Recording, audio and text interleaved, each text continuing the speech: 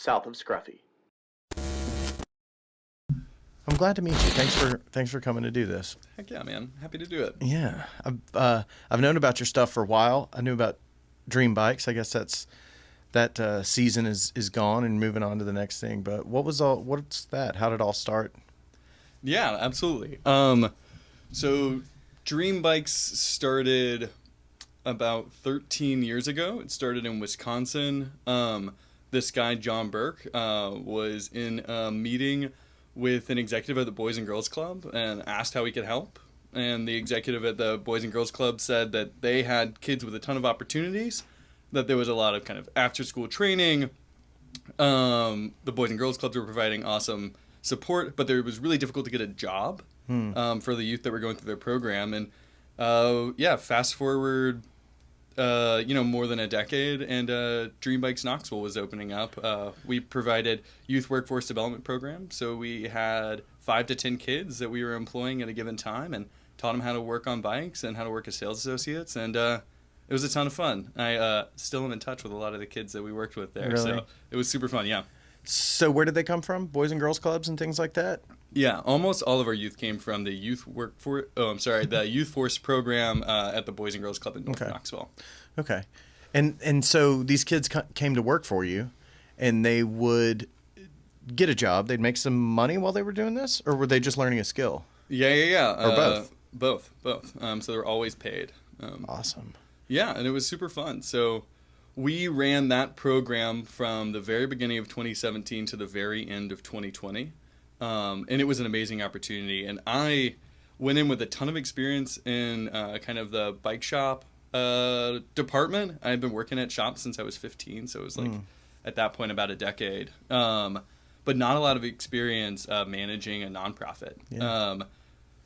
So it was really cool. We got to work with the Alliance for Better Nonprofits, who were kind of at the end of our block. And they kind of showed us the ropes of how to manage a nonprofit, and got to learn so much through that experience. Is that Chrissy? No? So I know Chris, who works there. Okay. I think they have like a staff of like 8 people. What do they do? Yeah, so they're super meta. Are they? They're a nonprofit that is designed to help optimize other nonprofits. So you guys were new to the nonprofit game in 2017. Exactly. So You had a partner? Yeah. Okay. My friend Preston Flaherty had just moved to Knoxville from Wyoming. He was, I think, like a fly fishing guide, and was Sounds really awesome. Yeah, you should have him on the podcast. He was always doing something super cool. He was also like a snowmobile instructor for a long time. Yeah. Guy's got wild stories. So yeah, Preston and I opened it up. Really young, really excited to work with kids, excited to work on bikes. But we're very green, shall we say. We had a lot to learn at the beginning. We did that for 4 years. We're able to refurbish more than 2,000 bikes and give them back to the community either for free or at a super affordable cost. The average price of a bike there was $250, which is kind of stratospherically lower than what you get at any other bike shop. We were kind of functioned like a Goodwill, but for really nice used refurbished bicycles. It's awesome. Yeah. And then, so did the kids they had an opportunity to work there as long as they wanted to, but they also have a trade, right? After they leave. Yeah. Can go do this for the rest of their life if they want. Yeah, we had youth that went through the program and ended up working in other bike shops. We had a couple of youth. We had one youth who ended up working as a mechanic in the military. They were using, the skills that they developed at Dream Bikes to apply to a career. It was super rewarding work. It was super fun, but it was also incredibly challenging. We had a real, a shoestring budget like so many nonprofits do, and there were 2 of us, and we realized that every day we went to work, we had so many different hats that we had to wear. We had to go in, we had to make sure that there were enough bikes on the sales floor or to be refurbished. We had to be sales associates, bike mechanics, and social workers every day. And it was really enriching and rewarding work, but it also we definitely both burned out doing it. It was really incredibly challenging. So we did it for 4 years. It was an awesome success. We learned a ton. And then we had the opportunity when Dream Bikes decided to close on a national level. So there were at the most 7 locations that we were doing pretty well. We got some. The nonprofit in general was doing well. We still had some funds in the bank at the end, but for kind of what ended up being kind of bureaucratic reasons, needed to close. Yeah. But it was this amazing opportunity where the nonprofit closed, but then they decided that if I let them know that we were interested in opening a new nonprofit in Knoxville, and they decided that they were willing to donate all of our bike racks, all of our tools, and some money, to get started with the new nonprofit. So we had a little bit of cash and a lot of tools and a lot of unrefurbished bikes, and that was the beginning of 2 Bikes. So Dream Bikes donated that stuff? Yeah. That's absolutely. great. They were going defunct and said, here's somebody who can use it as a leg up to start something new. Exactly. Cool. So where'd the name 2 Bikes come from? Yeah, absolutely.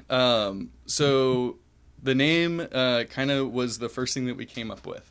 The premise of the nonprofit is that for every 2 bikes that we have donated and refurbished, we're going to sell one at an affordable cost on our sales floor, and then the second one we're going to donate back to the community for free. So it's basically like a buy one, give one program for bicycles. Yeah, like Tom's. Yeah, exactly, like Tom's. Something like that. That's great, man. So where do you find a home for these bikes that you're donating? Yeah, absolutely. So we've had a lot of success working with other local nonprofits. The Boys and Girls Club, we have a great relationship with them. So if we're going to give away kids' bikes, we'll kind of use a different nonprofit like the Boys and Girls Club as a conduit. We'll let them know, hey, we've got 50 or 75 kids' bikes that we're looking to give away around this age group. And then they'll, whatever means they feel fit, select the kids that get the bikes. Nice. And then we give them away. That's great. So is 2 Bikes a similar business model to Dream Bikes? Same business model? Little different? Yeah, it's really similar. We take bikes that are used and donated from community members. You can just come to our storefront when we're open. We're at 118 South Central. You know where Good Golly Tamale is? Yeah. If you're looking at Good Golly Tamale, we're 2 doors down to the right. Okay. You can't miss us. Our facade is bright blue. That's prime real estate, man. Yeah, absolutely. We're really happy. We're friends. I used to play ping pong at Barley's. I'm not trying to flex. I'm very good at ping pong. And there's a crew. Ping pong's the kind of thing where everyone says that they're good. Yeah. And then you obliterate them. Right. And it's a little awkward. And I had this conversation with this guy who came into Dream Bikes with Birkenstocks on. And we had a ping pong table there. And he was like, oh, did you know play? And I was like, yeah, here we go. Let's play. And he destroyed me. He Really? was so good. And but I kept up. I won one of the 3 games. And he was like, oh, you should come play ping pong at Barley's. Me and some of my friends were in a band. And we used to tour with the ping pong table. And they're serious. Like, they're good. So I was like, yes, these are my people. Finally, some people that are good at ping pong. And I went over there and played with them, and we would hang out. And it ended up that the guy in the Birkenstocks was Thomas Boyd. Yeah, who's Randy Boyd's son, and is a real estate developer in the Old City. Yeah, he runs Barley's, right? It did the Old City Wine Bar thing and Rebel Kitchen. Yeah. Yeah. And Ono Fiasco was the name of his band, I believe. Is that right? I don't want to go on record saying that is or is not the name, because I don't know, and maybe I should, but I have no idea what his band's name is. But I do know that they once toured with Alien Ant Farm, which is funny to me. Yeah. Alien Ant Farm had a moment. They did had a moment. It was a long time ago. So he's your landlord in the Old City now? Yeah, absolutely. Great. So started hanging out with Thomas, and built a relationship with him, and pitched him the idea of the new nonprofit, and asked if he wanted to be on the board. He gave us 2 big thumbs up. He was really excited about it, and I asked him if I didn't even really at that point know that he was doing a lot of development stuff in the Old City. He was like, oh man, yeah, we're looking for a location. Do you know of anything? And he was like, oh yeah, come check this out. And had like a key to unlock like the little lock on a piece of plywood that's in front of half of the old Armadas. And it was like, as gnarly as you can imagine it looked, it like kind of looked like that. It had been vacant for like, I think it was 7 or 8 years. Well, Except for the squatters. Maybe except for the plywood was locked. I don't. Maybe it was like 5 years. Whenever Armada closed. But Gotcha. yeah. And they, for X, Y, and Z reasons, had never remodeled it. And he was like, "Hey, I've been wanting to, turn this into a functioning store again. If you guys would be interested in this space, it's going to take some work." But he was willing to work with us on it, and that was about a year ago. So we're actually going to move Dream Bikes there. And then as they were building out, Dream Bikes building the space for Dream Bikes was like, we're done. But then we had this like sick piece of real estate, this amazing storefront. And that's when we got the call that Dream Bikes is going to close, it was like, go. I was like, I cannot go talk to Thomas and tell him that we can't have something in the space. Yeah. So it was like 2 weeks later, and I incorporated the nonprofit, had the name, wrote the business model. It was like, if I wore glasses, it would be like me on the computer with the trope in movies of like typing really fast, and you see it in the reflection of my glasses scrolling by. That's what it felt like for like a month. And so then, pitched the idea to Thomas. He was into it. He was, totally happy to kind of pivot it to the new nonprofit. And if you look like when they're doing a build out, there's like that green sheet that says the permitting information. Yeah. Like ours still says Dream Bikes. Really? Yeah. Yeah. So I'm like, that seems fine. It's Well, close. it seems like a good thing for Thomas and his family to get behind, because they help a lot with the communities. Absolutely. Around here, especially those that are seemingly underserved. Absolutely. They have a amazing foundation. The Boyd family does a ton of cool stuff. I really can't speak highly enough of them. They've been incredibly supportive of Dream Bikes and now of Two Bikes. And it's just, they've done so much of the cool stuff in the old city. Yeah. Anytime you have a beautiful neighborhood like that, you're kind of like always waiting, like, okay, when is it going to be Starbucks? When is it going to be Chipotle? And I mean, I like Chipotle burritos or whatever, but you won't, like, Knoxville's so cool, and there's so many of these amazing small local businesses. And for, I think, a lot of the work of some smart developers like David Dewhurst, John Clark, and the Boyds, we have a lot of rich small businesses in that neighborhood, and I'm super thankful of it. Absolutely. Yeah. So the old space that Dream Bikes was in was the CrossFit spot right there on Central with the mural on it. Rocky Top CrossFit, yeah, where the Rocky Top CrossFit was. That's a lot of square footage. 7,000 square feet or something like that, right? Wow, this guy does research. Well, we looked at it to move our production company there. I think it was a little more. It was like 6,400 feet. Is it? Yeah, man, that place was huge. It's kind of a curse. It was so big. Yeah. So how are you going to squeeze all that into? I assume it's got to be smaller if it's on that block. It is smaller. So we have both stories. Our entire upstairs is all storage, and we use it. We work with volunteers on refurbishing bikes that we'll give away. So we kind of have a volunteer spot that we're building out upstairs. What's that? What do you mean volunteer spot? So they come in, they just work to help you refurbish the bikes? People from the community? Yeah, absolutely. So like around Christmas, and remember we're opening this upcoming Saturday. So we're still figuring it all out. I think you'll be open by the time this episode drops. Yeah. So come on by 118 South Central. Yeah. 10 to 4 Tuesday to Friday. 10 to 6 Tuesday to Friday. 10 to 4 Saturday. Okay. Closed on Sunday, Monday. Closed on Sunday, Monday, so we can go ride bikes. Yeah. Yeah. Dig it, dude. It's going to be so great. But yeah, I'm sorry. So around Christmas, we'll do massive bike giveaways, and we just need some horsepower to go through, 100, 200, 300 bikes. So we'll have an area upstairs where volunteers can come in and help us go through and refurbish bicycles. I want to do that. Yeah. Can I volunteer? Yeah. Believe it or not, now this is completely serendipitous.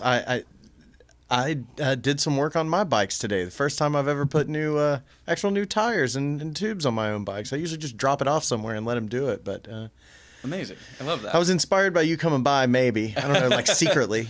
Yeah, well, one of the things we're really excited about offering at Two Bikes are bike education classes. Perfect. So they'll all be on a sliding scale. You can come in. We're going to limit them, I think, to 8 people initially. So it's COVID compliant. We'll all be wearing masks. But yeah, you can come by and we'll teach you how to do basic drivetrain maintenance, which is your gears, how to change a flat tire, basic kind of roadside maintenance, and then also some kind of more sophisticated, more kind of complex stuff like wheel truing, and Is then that some tough? fun stuff.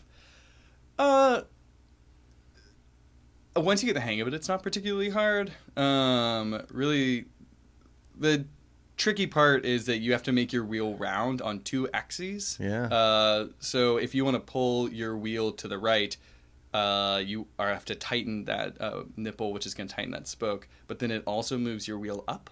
So then if you move it really far in one direction, you start moving it on the second axis. Yeah. But once you figure it out, you feel like a total wizard. I bet. Yeah, it's very fun. Also, building wheels is incredibly fun. If you just take all the raw parts, your hub, your rim, your spokes, your nipples, and put it all together and balance your wheel. You take these kind of very weak objects, like a spoke, you can just like bend it super floppy, and then turn it into this incredibly strong object. It's super cool. There's this, man, I wish I remembered the name of it. It's in Greenville, South Carolina, and it's this place that makes wheels for racing bikes or something like that. And Sweet. went and watched this dude do it one day, and I was like, oh, this guy's it's like clock, like working on an actual clock. Yeah, Like yeah, it's just exactly. such fine little work, and you wouldn't know that so much goes into it. Yeah. These are like super high performance race wheels. There's a amazing. company in town that does that called Knox Composites. Really? My friend Josiah works there. Hey Josiah. And so they manufacture custom, or they design their own custom carbon rims, and then they build up these like obscenely nice wheel sets that people put on their racing bikes or their downhill bikes or whatever. Wow. It's cool, yeah. Yeah. I want to. So these weekend classes that you guys are going to do, the training type absolutely. deals. I Absolutely. assume they're on weekends. Yeah. Yeah. So 8 people, and then you can come and learn all these little things. Yeah. And you said sliding scale, so that's like as much as you want to give. Yeah, exactly. So if you want to come and not pay anything, that's totally okay. Sure. But also if you want to support the nonprofit and make a donation, Yeah. we love that too. That's how we keep our lights on. That's awesome. So when you were building 2 bikes and getting this, you'd had 4 years in nonprofit at this time. Do you have to Yeah. write grants and all that stuff to get it all? Yeah. I bet that's tough. I took a grant writing class at the Alliance for Better Nonprofits, and I read this totally corny like 400 or 500 page book called like The Only Grant Writing Book You'll Ever Need, or something like that. That sounds so terribly boring. It wasn't? I was. Enthralled. Oh, dude, it's so boring. It's so boring. But I was so stoked at the time because I was like, when you start running out of money, the stoke for how to make money, it skyrockets. Yeah, I'm sure. So I was amped to read that book, and then finished it. Wrote a grant for the Aslan Foundation, a cool local foundation, and they gave us money in exchange for the book that I read, basically, and was like, oh, it works.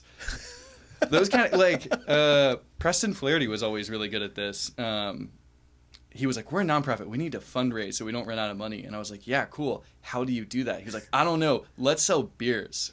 And I was like, okay. He was like, beers and gears, that's our fundraiser. We'll sell barbecue and beers and people will buy tickets. And I was like, dude, you're crazy. Like, of course that sounds like about right, but like in a way that I'm totally incapable of doing, like doesn't read all the stuff, doesn't like kind of think about it for a year. It was like concept a month later. You're doing fundraiser. gears and beers? Yeah, gears and beers. Did it work? Man. Yeah, it worked. It was great. I mean, it was a little bumpy. Yeah. Because we had no idea what we were doing, but yeah, that's like one of the things that working with Preston really taught me was like, just go for it. Like, stop thinking, just go do it. And like the first one will maybe be terrible, but the 5th one will be really good. Is he with you on the new venture? So he's not. He is really into aquaponic agriculture. Did I say that right? I don't know. He's really into growing CBD. That's nice. That's his thing. So he's working with a local CBD company. He is very much like a Wyoming guy. He wants to like work with his hands, and he was never like super into bikes. Like he rode bikes around, as like a practical object, but it's not like his life passion in the way that it is for a lot of bike people, including myself. So I think that he loved the opportunity to work at Dream Bikes, but then he was also like, this isn't really my thing. Like, bikes is not the thing that I'm going to spend the rest of my life doing. Where I, like, started working at a bike shop when I was 15, and I was like, bikes are punk rock. This is it. Yeah. I am done. Yeah. And then, So is it just you then? It's me and 2 other guys. Okay. So Matt Zing, is kind of my right-hand man. He is in charge of all the operations. So he kind of takes care of all of the downstairs stuff. So he makes sure that we have the products in stock that we need to refurbish all the bikes, that we've got enough bikes on the sales floor, kind of just all of the ops stuff. And then we just brought on, I think, maybe like 10 days ago, we hired a third guy, Travis Jolly, who runs our service department. So if you brought in your bike, you're like, dude, I installed these tires, but they're totally on backwards. Yeah. Just fix it for me. That'll probably happen. No, I have a lot of faith in you. Especially once you take one of our classes, you'll definitely nail it. So you guys will have a service department for civilians to bring their bikes to as well. Yeah, absolutely. So we provide, we're all about trying to reduce the barrier to entry, getting people on bikes. If you absolutely can't afford a bike, we'll give you one. Now, if you come into our store and like say, give me a bike, that's not exactly how it works. Right. We try and kind of use other nonprofits to donate them back to the community. But if you've got some money and are interested in starting cycling, you can come in and we'll sell you an affordable bike that's super useful, super practical, super fun and comfortable to ride in an unintimidating way. Almost everyone that buys a bike from us, it's their first bike that they've ridden as an adult, or they haven't been on bikes for a long time. We're all about like offering friendly service in an unintimidating environment. Gotcha. And if you want to learn more, if you're intimidated because you don't know how to work on your bike, we want to help you do that too by offering public classes. We also offer a public workstation. So if you already know how to work on your bike, but don't have enough money, or just you don't want to take it to a bike shop, you can come to our space and we will offer you all the tools you need to tune up your own bike for free. That's awesome. Dude, it's fun stuff. We're all about just getting people on bikes. That's great. So this area is apparently a hot spot for mountain biking. Yeah. Well, how'd that happen? Where did that come from? It seems like it's been in the making for like 10 years. Yeah, there's so first it's the the work of tons of people who have been working hard to turn it into a mountain biking mecca for a long time. There's a guy who's the president of our board, John Clark, incredibly nice guy, who started the bike zoo. I think he was like a senior in college. Oh wow! Is that in Western Plaza, or was that the one over by It's Earth like down Fair? Kingston Pike. That's Bearden Bike and Trail. Okay. It's a little bit farther down Kingston. It's like on your left. Okay. And then when he was starting the bike zoo, they were starting to cut trails over at like Icy King. It was him. This guy Jay was cutting trails back there, and a couple of other guys. Was it the AMBC or? So it's the beginning. Is that Appalachian Mountain Biking Club? Appalachian Mountain Bike Club. So John Clark, I believe, was one of the co-founders of AMBC. Okay. And then there's kind of this group of superheroes that had the foresight. Matt Kellogg, the executive director of AMBC now, Brian Han, I think it's Brian Han. I've heard it said both ways. I know. Sorry, Brian. Brian, Mary Beth, Wes. I don't remember Wes's last name. They had the vision. They saw this. And again, and I'm sure there's 20 other people who did amazing work. Yeah. But off the top of my head, those are some of the folks that I know. Well, Brian and Mary Beth put their money where their mouth was, right? And like truly gave their property up? Yeah, a massive amount of property that turned into The urban wilderness? a big section of the urban wilderness, the trails, trans farms over there in ACD. A lot of the like early, really fun trails are on Brian and Mary Beth's property. But yeah, I mean, I think that they just saw kind of this network of parks that were being underutilized and came to the city and were like, hey, we should, let us build trails on these parks and they will start being used. And, the work over the past 30 years and a lot of foresight and a lot of, digging. Now we have something like more than 100 miles of mountain bike trails like in the city. Yeah. I live on Farragut Avenue, and I can walk from my backyard to Sharps Ridge. I can connect to Lincoln Trail, and basically in my backyard I have 6 or 8 miles of trails. Amazing. I have a downhill trail in my backyard. The city's so rad. It's insane. Well, then the Bell Helmets grant, right? Yeah, so that was a big push.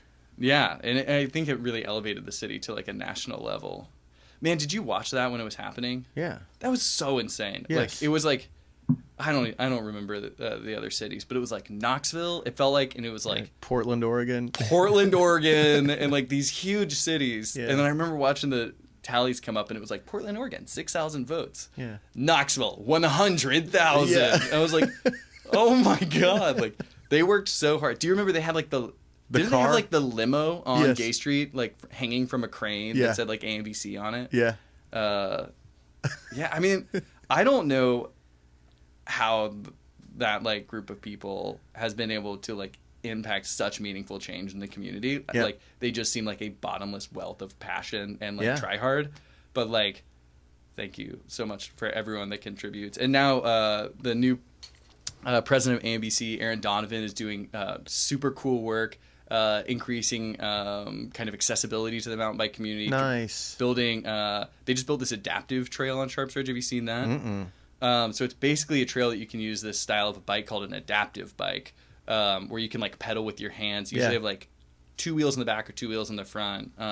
So it's like basically, I don't know quite exactly the right verbiage, but you know, just massively expanding the type of people that can ride a mountain bike. So huge shout out to Erin. She's doing incredible work. No doubt. Yeah. So with that money from the Bell Grant, is that where the Devil's Racetrack came from? Yeah, exactly. So Did AMBC build that, or did Bell bring in their own contractors? Or oh man. So I think Contour Trails Designs did it, but I might be wrong. Okay. I don't want to go on record saying who built it, but that's fine. Contour Trail Designs has done a ton of the really cool stuff in Knoxville. A lot of the like cool, more modern machine-built trails they've been doing, and they're doing an amazing job doing it. But certainly AMBC played a major part in the development of Baker Creek as an area. And yeah, Devil's Racetrack was a double black diamond trail that we have basically all in our backyard. It's so crazy. Have you ever seen the YouTube channel like Seth's Bike Hacks? No. He's got like 2 million followers or something like that. You know, massively famous YouTuber. And he'll just be like cruising by on his YouTube, and he's like riding the trail that I was riding yesterday. And it's like, you know, has 3 million, 4 million views or whatever. And it's like, I don't have 4 million views, but I definitely know exactly what that trail feels like because I was there 6 hours ago. Like, So he's a local dude? No, not even. He just comes here to ride North the best Carolina. of the best? Yeah, which is us. Like, Yeah. I mean, I don't want to be kind of exclusive. We have an amazing community and amazing space, and I want everyone to enjoy what's amazing about Knoxville. But, I mean, for being a small town, we pack a punch, man. It's a cool place. I agree 100%. And I wonder if we're going to catch some spillover from Nashville as they start to burst at the seams. Yeah, I can't say anything because I'm from Nashville. But I moved here in 2011, so Okay. I think it counts. There you go. Where'd you grow up? Nashville proper? Yeah, Nashville proper. I went to Hillsborough High School, which is like kind of in the Green Hills Is that area. public? Yeah, it's Public public high school. Wow. Mary Catherine Bradshaw, just shout out. She ran the IB program that I was a part of. Loved it. Yeah, loved going to Hillsborough. Loved being from Nashville. Yeah. It's kind of a different city than it was when I grew up there. I bet you don't even recognize it now. I definitely don't recognize the skyline. But do you see like what? It wasn't like the Exit Inn just went up for sale. Really? Yeah. That doesn't seem right. But they're keeping it a venue. Okay. Yeah. That's good. But I was like, oh man, or maybe it was the End. But I think it was the Exit Inn that was for sale. Really? It's like it's a different city. I think I've been kicked out of that place twice. What shows? Was it? Galactic in 2003, I think, was there. And then maybe like a Traveling McCory's gig that you did some else. That might have been 12th and Porter. That was 12th and Porter. Have you ever been to Brown's Diner? No. So Brown's Diner used to be my favorite establishment in Nashville. It was like basically a trailer in the middle of Hillsborough Village, and you could go there. They only had Budweiser on tap, not Bud Light, Budweiser. Bud Heavy, baby. Bud Heavy, favorite beer, an incredible beverage. And yeah, you could get like a bowl of chili with Fritos in it for like $3.50. It's perfect. And it just closed. Really? So sad. Yeah. And someone They building 3 houses on it, tall and skinnies. 3, dude, 40. Yeah. Yeah. But So did you get into bike riding there? Yeah, absolutely. So and then bike shopping when you were 15, working in a bike shop. So it was like I have an identical twin. He still lives in Nashville. He's a luthier. He like builds and restores guitars. A luthier? Yeah. What? I don't know what that means. He builds guitars. yeah. That's the word. I hope I'm saying it right. Can I fact check that? Sam, is that right? Yeah. So yeah, I think we were middle school, early high school, and my brother started like running to his like girlfriend's house, and it was like very inefficient. It like took him forever. Yeah. And then he like found my mom's old like hybrid bike. Yeah. And then was like started riding his bike to her house, and it was like he could go way farther and get there way faster and not be as sweaty when he got there. Exactly. Yeah. And then I was we were like totally into it at that point. Like we were like rock climbing a bunch, and we were just like into doing outdoorsy stuff. So I was like, oh man, I need to get into bikes. My twin's into bikes. Like I gotta catch up. But I didn't like have a great bike to ride at that point. And this shop in Nashville had just opened up called Halcyon. And Halcyon, on the back of the shop, they had 3 work stands. And they had like a bin of tools, and then just like a place where you could clamp your bike to the wall, which is huge because if you can get your wheels off the ground, bikes are way easier to work on. So you could literally go over there, get your wheels off the ground, and work on your bike, and pester them and ask them for help. And then they would be really mad at you because they're trying to do their job. Right. And trying to run a business here. Trying to run a business. And you'd be like, but please help me. And then they were so incredibly nice. And I did that. Like I would go to school, bike to the bike shop, and work on my bike every day. Really? Yeah, like every single day. Just to get some more performance out of it, or just to figure out how it works? You like Sam? You like to take the remote control apart and put it back together? Exactly. Is that your archetype? I mean, the put it back together part was the harder part for sure. But yeah, I just loved tinkering with stuff. And bikes, it's all right there. It's not like fixing a lawnmower. Where you got to take this off to get to that part, and then it's like, okay, I've got some bolts left over. Exactly. Where do they go? Maybe like a lawnmower is not a great example because lawnmowers are like simple engines are not so tough. But maybe it's not like a car, which is like seemingly very complex. Like my like little middle school or high school brain was like, I can see what's going on here, and I was intrigued because I wasn't very mechanically inclined. I hadn't done a bunch of stuff like that, and bikes were like my gateway to fixing stuff. And then I was just super into it. Yeah, I did that for years. I literally started sweeping the floors at that bike shop to try and get discounts on parts. And then, yeah, I think that once I was like applying for a different bike shop job, I was just talking to Andrew, who opened the shop and still runs it. And he was like, oh yeah, dude, you can say you worked here. Like, I'll second that. And like, you can put me down as a reference, which is barely true. Absolutely barely true. And that was it for me. It worked? Yeah, it worked. And then at the same time, Halcyon had partnered with the Oasis Center in Nashville, which is still an amazing nonprofit that's still operating. So they do the bicycle workshop where they work with, at that time they were working with middle schoolers, teaching them how to refurbish bikes. This starts to sound familiar. It does. Sounds very familiar. Yeah.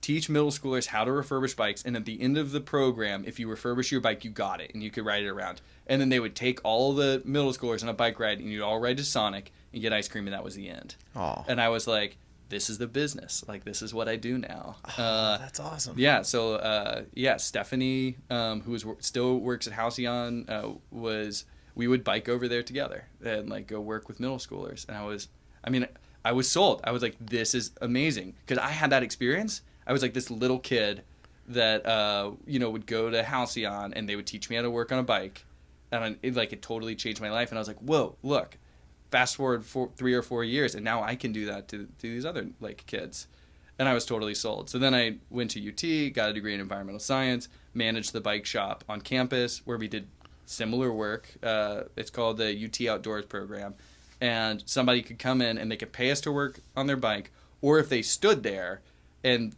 listened, we would explain to them how to fix it themselves. So did that all the way through college, graduated, hiked the AT, came back and saw a flyer. I was working at REI at the time in the bike shop there, and saw a flyer for Dream Bikes. It was like new nonprofit bike shop to help kids.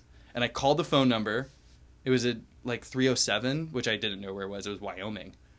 And Preston and somebody he just answered the phone, was like, oh, this is Preston. And I was like, is this Dream Bikes? And he was like, oh, yeah, this is Dream Bikes.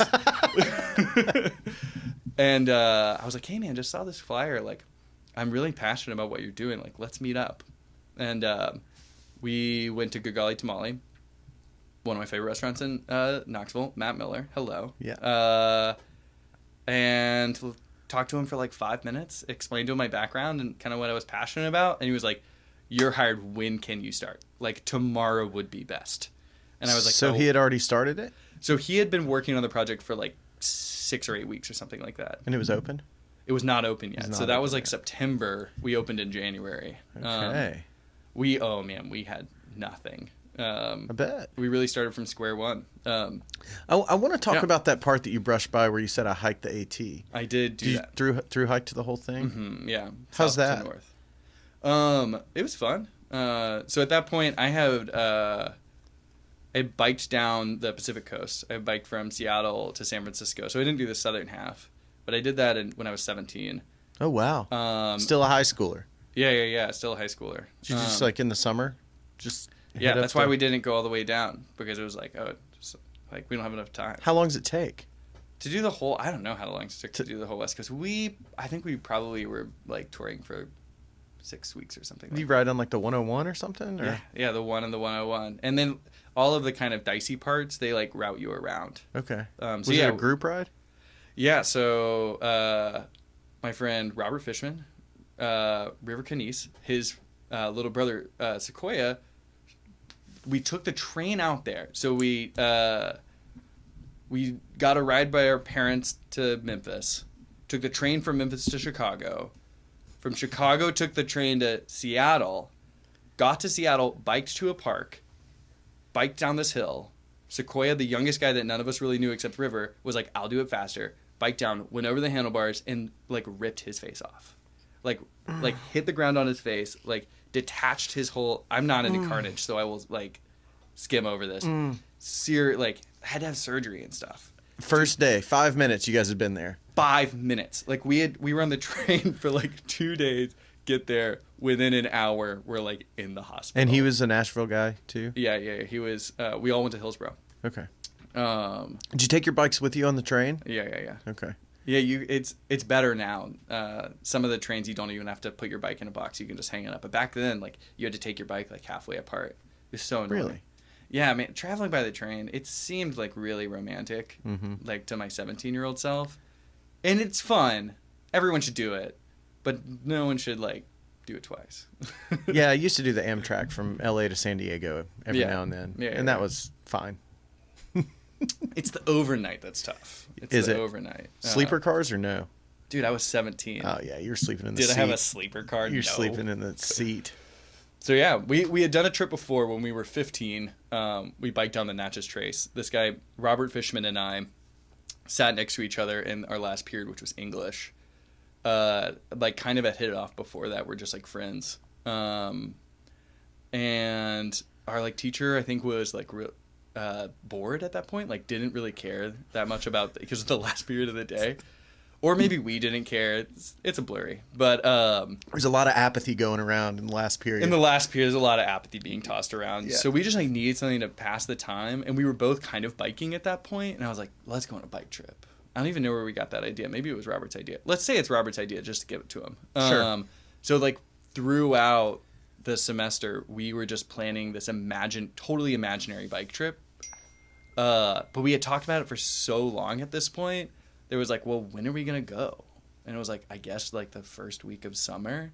And like, no idea what we were doing. Dude, we brought a slackline. Like, do you know how heavy a slackline is? Is it heavy? It's heavy. Yeah, it's like a tightrope basically that you can walk between. Yeah. You don't want to have a lot of weight when you're like biking everything all day. So yeah, totally like Gumby style. No idea what we were doing, but like, yeah, made it down to like Natchez, Mississippi from Nashville. It was like 440 something miles. How long does that take? A week? Yeah, like a week, something like that. So how long's the trip from Seattle to San Francisco? I think it's like I mean, again, this is a long time ago. This is more than 10 years ago. So your at buddy this gets point. his face ripped off. Sequoia gets his face ripped off. Literally rips his face off. Right. So And then you guys are traumatized, I'm sure. we had to post up for a while At the hospital? just in Seattle. Yeah. Like waiting to like see like if they're gonna put his face back on or not. And I assume that you guys just have a backpack with you. Yeah, and yeah. And a bike. Less convenient. So you just have like these bags called panniers that you hang on your bike. So The like you're just saddlebag looking things? saddlebag looking thing. So you're carrying those around. You don't even have shoulder straps. Ugh. And then so are these touring bikes? At that point, yeah. So we all had touring bikes. And so how are those different from regular street bikes or a mountain bike? Yeah, totally. So they're going to be a little bit more comfortable, like a little bit more ergonomic. You're not as like bent over Right. because you're just sitting there all day. And then if you can imagine like the actual gauge of the tubing is a little thicker. Like on a road bike, it's all about being light. Mm-hmm. But because they're light, they're flexible. If we're talking about steel. Yeah. So your bikes are just heavier and a little bit less aggressive. A bike term, but it kind of says what it is. A little bit less aggressive, a little bit more upright. And yeah, so when we were 15, like YOLO, whatever we had, Sure. like just like basically mom's hybrid. Yeah. But then we were into bikes at that point, so we had not fancy, but we had the right objects at that point. Yeah. And they have like a long deal over the back tire, right? Yeah, you got a little- rack over the back tire, and then the back end of the bike is usually a little bit, at that point, now bikes are, the whole geometry is totally different, but the rear wheel used to be a little bit farther back, so you have room for your big bags. Yeah. Feels like they had sometimes a longer wheelbase. Yeah, Or exactly. they look like they Look at do. this term you're throwing around, wheelbase. This guy knows. Yeah, Right, it's advanced Exactly. right So they there. have a longer wheelbase. Okay. Yeah, I want to get one of those for my kids with like room for both of them to ride on a bench on the rack Yeah, in the like back. the surly big dummy. Yeah. Yeah. Is that what I want?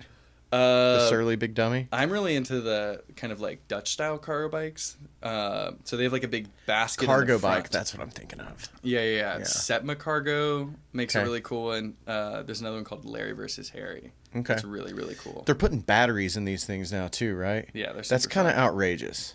Yeah. Right? But then it's like, if you have like an e-assist, when it has a battery in it, people say e-assist, like, electric assist. Yeah. You get an e-assist cargo bike, now you just have like a really cheap car. Yeah, You get exactly. that kind of feels like you're on a motorcycle. Yeah. They're sweet. Dude, I was down at the beach last year and just saw kids ripping 30, 40 miles an hour, not even pedaling. Yeah. No helmet. I'm like, please stop, dude. You're going to kill somebody I know, yourself. it's like the legality of it is all like they just haven't caught up yet. Yeah. I mean, it's like these scooters you see downtown. They're back, man. The scooters are back. I know. I thought people throwing them all off the Gay Street Bridge or something. I know. It's like I feel like Knoxville's relationship with the scooters is hot and cold. It's like they were here, they were gone. They were here, they were gone, and now they're back. I know. Does not feel like a relationship that's going to last. It really does. It feels like your friend's relationship where you break up and get back together 17 times, and everyone's like, Please. dude, come on. You got to be better to yourself than that.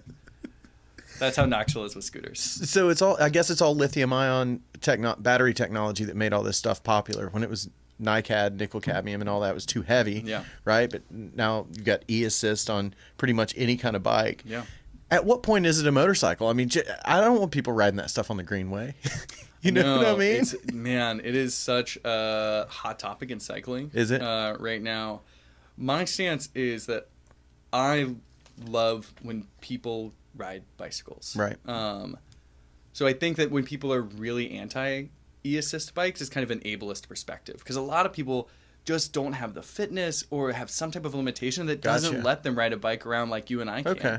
So it's such an awesome opportunity to have, people be able to experience the same joy that I feel riding a bike when otherwise maybe they couldn't. Yeah, I felt that when I first saw one. I saw a guy riding his bike, and I was like, "Oh, that's cool." We were on the Greenway down here at the Marine Park, and he was like, "Yeah, it's a guy, got the electric assistant to get my fat ass up the hill." And I was like, "Well, that's great that you're on a bike, man." Hell yeah, dude! Like, I'm so stoked that Yeah. you're getting up the hill now. So I'm for them, but it's complicated because the e-assist mountain bikes are complicated because the trails are kind of fragile. And like there's a reason that like dirt bikes aren't allowed on mountain bike trails. They're just not designed for it. Right. All of these trails are being hand maintained a lot of the time by AMBC. It's like, dude, these are passionate volunteers going out and repairing damaged trails. Right. And you can really do some damage on a powerful e-assist mountain bike. But if you do it responsibly, man, they're a heck of a lot of fun. Pretty fun. Because they're heavy too, so they go downhill super fast. Ah, yeah. So, I mean, just in general, they rip. That makes decent sense. You just throttle your way up the hill, and then you fly down. It's a blast. I bet. Yeah. So, camping is a big part of it too, right? Of these trips that you do. Yeah, totally. That's so fun, man. Just nothing but, what'd you call the bags? What are they called? Yeah, panniers. Panniers? There's just a couple panniers. Just imagine, like, over your shoulders, like the Amish kid, carrying a couple buckets of water. Yeah, just with your friend. Just a couple of friends spending all day riding bikes and sweating. And we were really, like, the whole game in high school for us, and then into college, and until, basically, I think I still feel this way, is, like, no hotels. Like, that's the rule of the game. Yeah. Like, now, if you stumble into someone's house that will let you sleep there, green light. That's fine. Okay. But, like, you can't pay to stay anywhere. Right. It's just, like, a silly game that we played. So, yeah, I think, like, I don't know, it's... on the West Coast trip that I think it was many weeks, less than 2 months.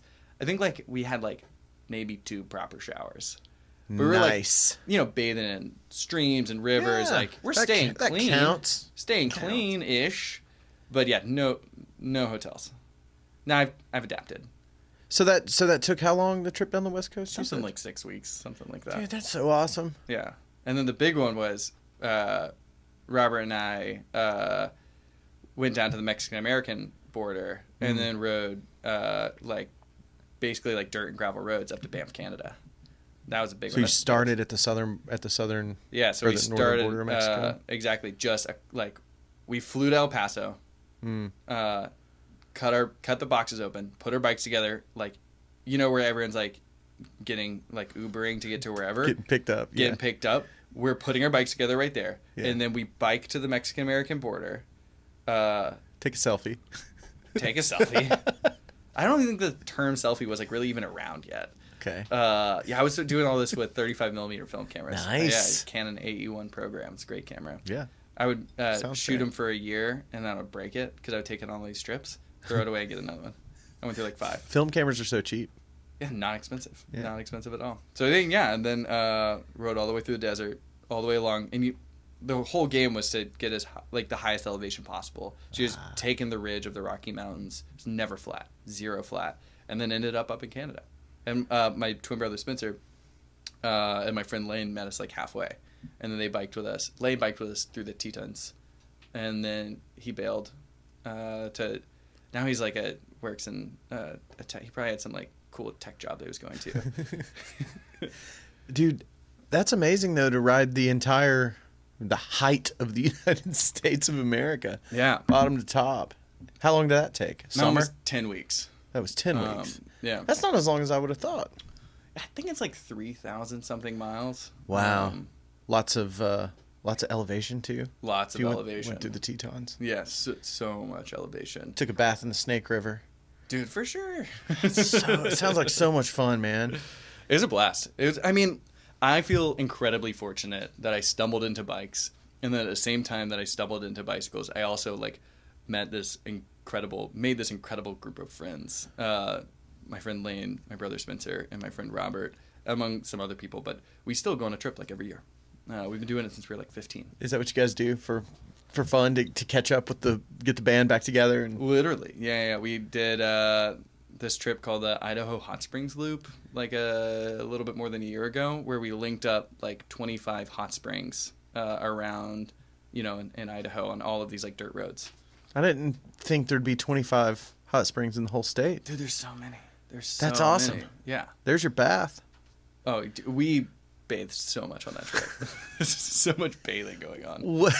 What's your craziest trip you've done so far? So I think, it depends on what are your parameters for crazy? I don't know. What was the toughest one? I did this trip with my friend Andy called the Wind River High Route. This is a backpacking trip. So it's in the winds. and we hiked like 17 miles along this trail, and then just abruptly turned off trail, and then just like orienteered off trail through this alpine environment for like 10 days. This was backpacking. But all orienteering, all off trail, just connecting, different ridges, just cruising over glaciers. That one was the gnarliest for sure. It was the highest consequence. That was like, if something went wrong, the stakes were high. There was no one. There was just no one around. No one's going to find you. That one felt high consequence, at least. Did you have GPS or satellite phone or anything like that? I had a map. Andy had an iPhone that he had Gaia GPS downloaded on. And then whenever I was not confident with our orienteering, he would like definitely like get out his phone and try and like piece it together. But it's not like we were following like a red dotted line or something. What if something went wrong? Didn't have a plan? I mean, you prep, you like make sure you're going in the right direction, and you figure out what to do if something goes wrong. I mean, the fortunate thing is like once you've done enough of these trips, you start feeling confident. So then you can start, you're like, oh, I need to carry a splint if my arm breaks. And then you're like, well, my arm's probably not going to break. Yeah. And then if it does break, like I can just throw something together using some like tape that I carry and like some sticks. It's like, you just don't, like the stuff you're always afraid of, in my experience, it just doesn't really happen. Like your bike explodes. That happens. Like your wheel fails. But then it's kind of awesome because then you just hitchhike to the next town and then you're ahead of all your friends. So then you just like get to hang out in the bar and hang out with the locals for a couple of days until your friends catch up. It's great. Yeah. Like catastrophic bike failures when you've been biking every day for 6 weeks are like the best. Yeah. My buddy Mike Fairman, you know him? Mm-mm. He did some of the 555 or 555, I forget how they call it, the motorcycle rides. Oh, sweet. You buy a motorcycle for less than $500 and I know that there's the Gamble 500 that I've heard of. Yeah, this was something, I think Eric Olgren put it on, the dude that owns Public House. That tracks. All that stuff. Yeah, he also, I think, is a co-owner of TVB, that bike shop over there. Yeah. I think that's right. That dude's a homie. He's really cool. I kind of find him intimidating. Yeah. He's just like... He's tall, too. It's not even that he's tall. He just like... I feel like all of the things that I'm interested in, like bike shop stuff, woodworking, like general like mechanics. He's like mastered all of them. He's mastered them, started a business, and sold the business. Yeah, exactly. It's like I just have nothing to contribute to this conversation. Yeah. Like you have no questions for me. Yeah. Like I'm just trying to keep up. My buddy Mike has ridden. He's done those 555 bike rides and all that. Motorcycle rides, but one ride he did, he went into Mexico, he went all the way through Mexico, Latin America, into South America. I'm not sure if he made it all the way. I don't know how far he made it, but some of the stories he told about his bike breaking, are the most amazing. That's worth taking the trip, is to break your bike, and to find someone to machine a part for you, Yeah, totally. In a village that has one blacksmith and that's so cool. No running water. It really is like, it ends up being the memorable stuff is the really intense stuff. Like the worst days end up being the best stories. So it's like, you kind of like, if you do a whole trip and it all goes according to plan, it's like totally boring. Yeah. You don't want that. Yeah. You need somebody to rip their face off. You need someone to rip their face off first thing. Do you have any fun trips coming up? Well, I mean, it's tough because it's the pandemic. Yeah. Well, yeah. And then what about when you started at Dream Bikes and all that? Did having this job at a nonprofit that needed your attention, did that? Can you still take a month off and go do stuff, or is it like, I got a big boy job now? I gotta. Bike shop jobs, no matter how hard you try, are never quite big boy jobs. I like it. So, on one hand, like, am I going to do any more like major through hikes? Like, I think hiking the AT took me like 4.5 months. Like, that's probably not in my deck of cards anymore as an executive director of a small nonprofit. Right. But like, I've just pivoted and found other ways to get after it. I'm really into this style of trip that people call an S240, which is short for a sub 24-hour overnight. So the idea is like, either like on a Friday maybe after work or on like a Tuesday, you bring your bike to work. You have all of your stuff. You bring all your camping gear. And at this point, I don't even carry that much stuff. Like, I've got it pretty lean down. Get off work, bike to a place to camp, set up camp, drink some beers, do your thing, and then in the morning bike back and go back to work. So the whole idea is like kind of taking these big grandiose trips and then scaling them down to something that is kind of a no-brainer. No sweat. Yeah, it's like the businessman's trip. The working man's But trip. then it doesn't even feel like doesn't even feel like this big compromise. You still get to have this amazing experience. Albeit if something goes catastrophically wrong, you probably would just like call your partner or be like, "Hey, somebody just pick me up." Like, yeah. You don't have to. I don't need a blacksmith usually if I'm 10 miles. But there's a spot in town called Brown Bike Farm. Have you heard about it? It's sweet. So it's down Burnett Creek Road, which is a super beautiful road in South Knoxville. It's a great ride. I think it's like 8 miles from the bike shop. And you can just like reserve a campsite. It's this like really nice field with like a stream in it. So yeah, me and whoever's working at the bike shop at the time will, pack up our bags, be like, hey, let's go to Brown Bike tonight. Go bike down there, have a big fire, have a party with our friends, and then bike back in the morning. It's awesome. And go to work. Go to work. It's so awesome. It's super fun. What are some other hidden gems like that around here? Yeah, so one thing that we do that I love is we host these events called Coffee Outside. We usually do them on Thursdays. We do one a month. We all meet up at Old City Java, Sean and Meg's spot in the Old City. There's usually like 10 of us. We'll bring all of our camp cooking gear, like your little camp stove and a pot and some water.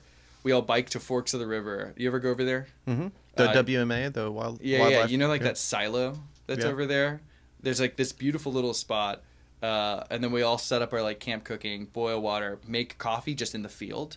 Mm-hmm. And then just like all hang out and drink coffee. This is like 8 a.m. on a, Thursday. How fun. And then bike back into town. We all go to work. That's so fun. Yeah. So yeah, Forks of the River is underrated. Agreed. It's so incredibly beautiful back there, and as long as you coordinate it around like the hunting seasons and like even through the hunting seasons, there's usually like a day or two that like hunting is off limits. So you can go walk around. There's a cypress grove back there, which is really cool. Yeah, Forks of the River, underrated. Gem. Okay.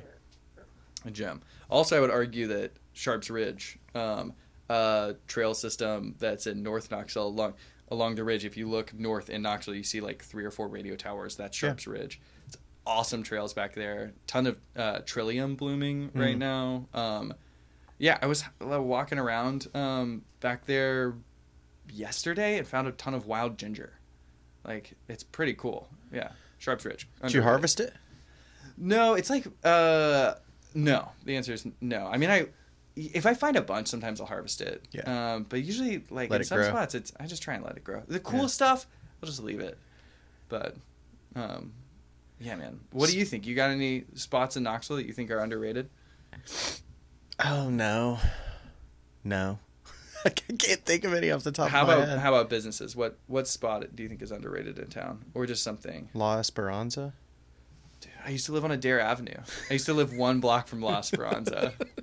Dude, that place is like smoking hot. That is the best place. Yes. In town. It La is. Esperanza. Great answer. I think also twice as much of you now. Marie's, not a big Marie's guy. Yeah. I just don't rage hard enough for Marie's. I usually feel like. I'm a Wednesday night Marie's guy. What's Wednesday night? It's karaoke night. What's your go-to song? When the college kids aren't there. Smart. Conway Twitty. Go with some Conway Twitty. Okay. Some Paul Simon maybe. See. How many times have you sung Graceland? I haven't. No, It's huge. Yeah, I'm more of a 50 Ways to Leave Your Lover guy. Yeah, there you go. What else we got? Stevie Wonder, I Wish. Okay. I got to drop it down a half a key though. Oh, tough. Yeah. I don't know if that's tough or not, but it sounds tough. No, it's tough if you don't. Yeah. Yeah. Oh man, we used to. I don't know what happened. Does your Spotify ever just like feel like it's sabotaging itself? Like it just recommends the worst songs over and over again? Yeah, it played something just absolutely horrible the other day, and I was like, Is this me? Is this what this AI thinks I am? We like, and the bike shop's Spotify account is like really confused. Like it's really confused because different people are in there running exactly. But somehow it like always ended up playing Graceland by Paul Simon. Okay. And I don't love that song. But it became like a running gag where it was kind of like what's the song? Never gonna let you down, never gonna let you down. Yeah, Rickroll. Like, the Rickroll thing. Yeah. Like, our version of getting Rickrolled was being Gracelanded. Okay. Yeah. Dig it. Be like, oh yeah, like I just heard this cool new song. Check it out, Graceland. Which is I guess why Spotify ended up thinking that we loved that song. because we smearing off iced each other with it all the time. We were icing each other with Graceland on the regular. You know Bobby Fischer? Yeah, for sure. That dude's kind of a legend, right? Yeah.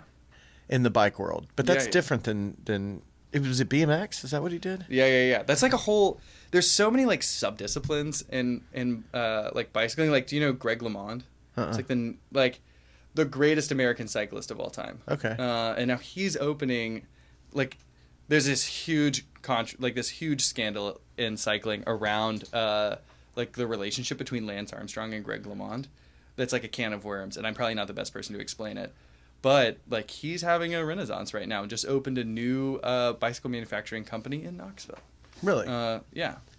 What kind of cycling did he do? The same? Yeah, same thing. He is the only. Can I say this?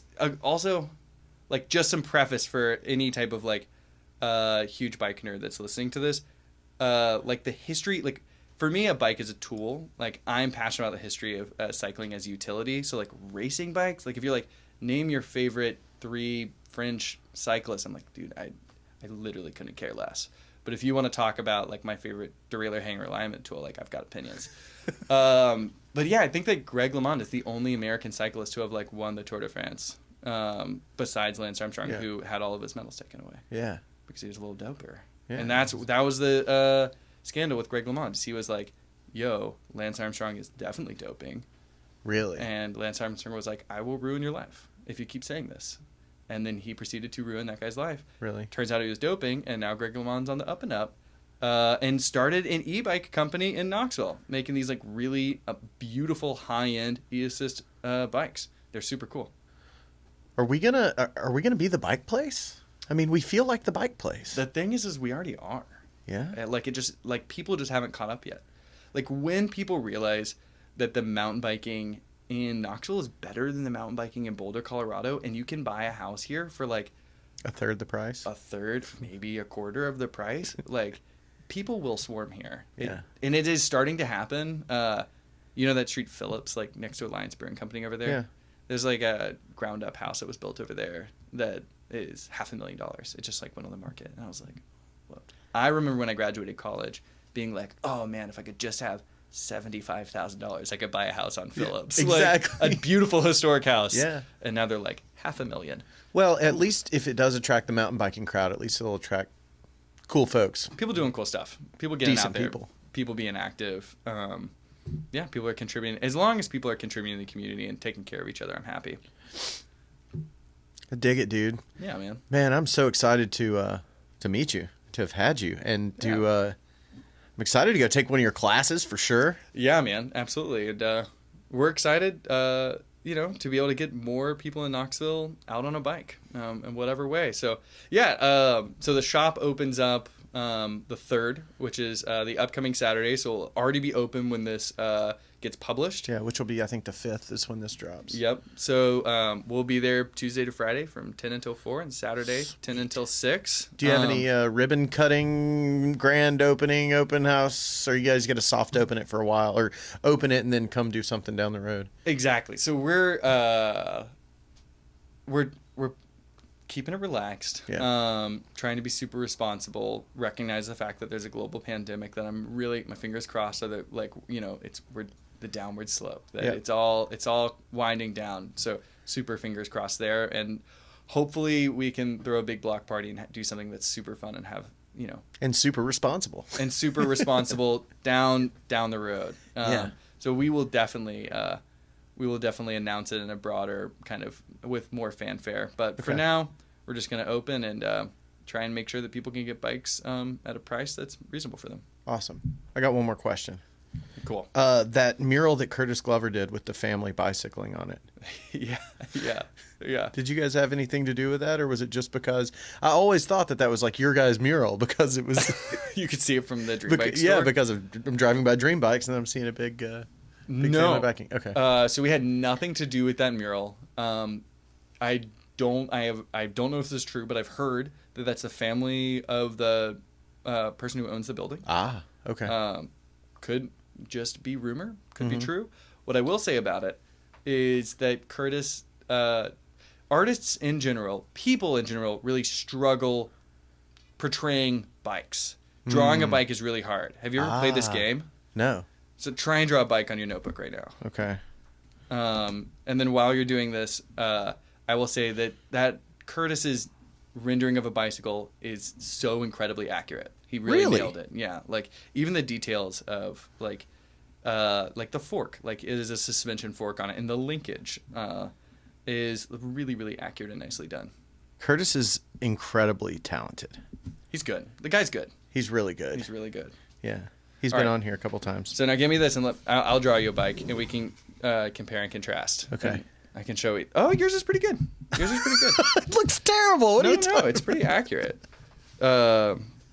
So your wheels, see, usually it's like it has no resemblance to a bicycle. People can't figure out, like, it's not a functional object. So if we look at yours, your fork, which is what holds the front wheel, that wouldn't work because there's no axle, like there's no way to turn it. Okay. You kind of just do the kind of parallel. That's the chain down there. Oh, I got your chain. It was chain.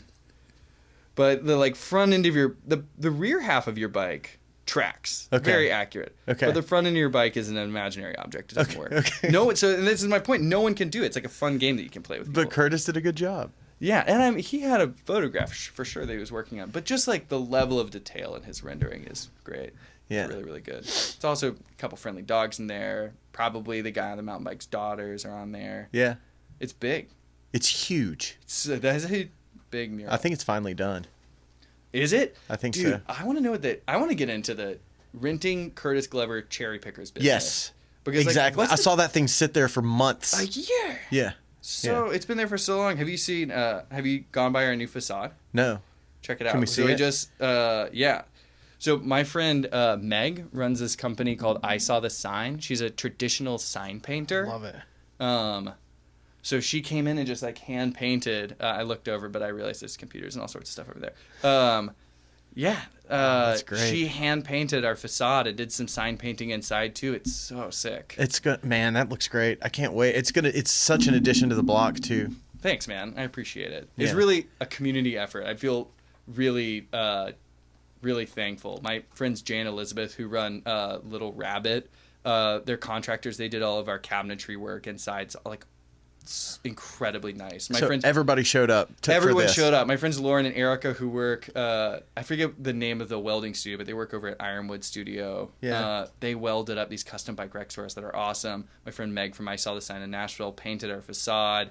My friend's neighbor Sterling painted the blue. I am so thankful to have amazing friends, mostly from art school, that like I got a minor in studio art that are now like successful small business owners and operators that helped us out, man. Well, it's great. And when you're doing something as awesome as you guys are doing, that's helping the community, it's pushing things forward. People don't mind helping. If it were a self-serving endeavor that was just there to make you money, people might not show up with the paintbrush. I think that that's true. Yeah. I think that's true. But yeah, people are really on board. The community's been super supportive, and anyone that's listening, if anyone's wondering the best way they can help, the thing that we're really looking for right now in the spring are bike donations. If you're doing some spring cleaning, if you have a bike in the garage that needs some love, either one that you need tuned up or just that you're not riding anymore, if you donate that to our nonprofit, it's a tax deductible donation. We have all the paperwork on hand. That is tremendously helpful to us right now, because we just we can't keep up with the number of bikes that we want to give away, and the number of bikes that people want to buy for an affordable price. So we need bikes right now for sure. Okay, it's a super great way to help. We'll get people on it. I'll mention that in the intro too. Cool, thanks. Love it, dude. Thank you so much for doing it. I appreciate it a lot. Yeah, man. Thanks for the kombucha. You got it. Take care. Cool.